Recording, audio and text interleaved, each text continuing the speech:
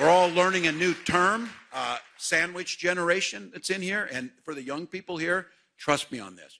You don't probably spend much time thinking about Medicare. When you turn 60, that's what you think about most of the time is Medicare and Social Security because it provides dignity. Kamala's talking about expanding Medicare, and the biggest thing that we have neglected for years is allowing Medicare to pay for in-home care so you don't have to spend down all your money.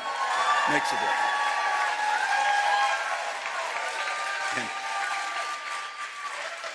our seniors who pay in and work their whole life should be able to live in their home and have dignity and get that care and extend it. I think some of you in here are saying, are you kidding me? Medicare right now doesn't pay for vision and hearing? No, but it will after you elect Kamala Harris and we get this thing done.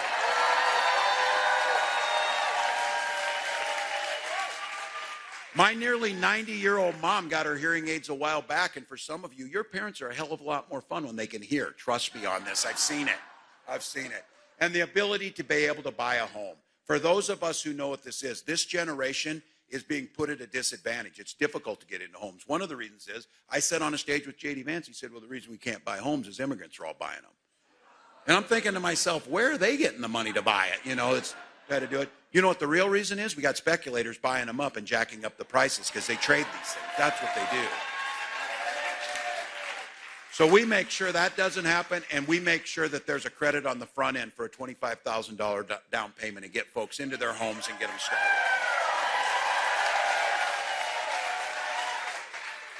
And I want to give my proper shout out to all the small businesses, and I'll start. Can we give a round of applause too for Orange Peel for hosting us right here? Thank you.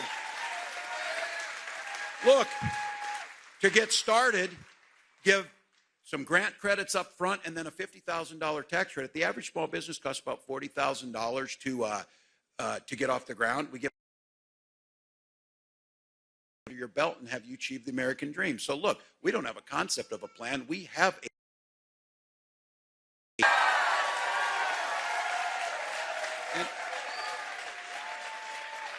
can I just say, and this is a good question to ask because Donald Trump's plan is going to add trillions to the national debt. They asked, how are you going to pay for this? And I said, well, a starting point would be to have Donald Trump pay his damn taxes for the first time. You tell me, 10 of the last 15 years he hasn't paid federal tax, but he tells us every day how rich he is. How does he think we pay for our police and our teachers and our firefighters and our roads and our water treatment plants?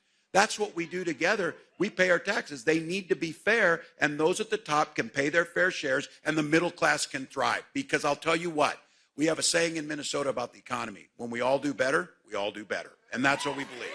That's what we believe. Now,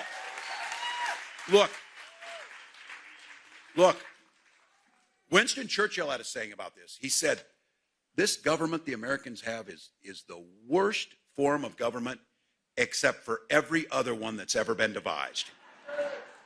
It takes work. No one said it would be perfect. But look, in this country, we used to have two functional parties.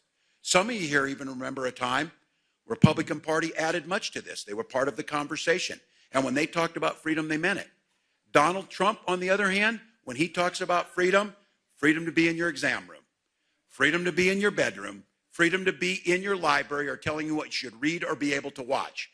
I'm telling you, everything's a confession with these guys. When they talk about censorship, it's because it's what they want to do. It's exactly what they want to do.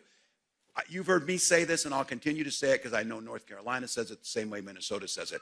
Life works better if people just mind their own damn business. Leave us alone. Leave us alone.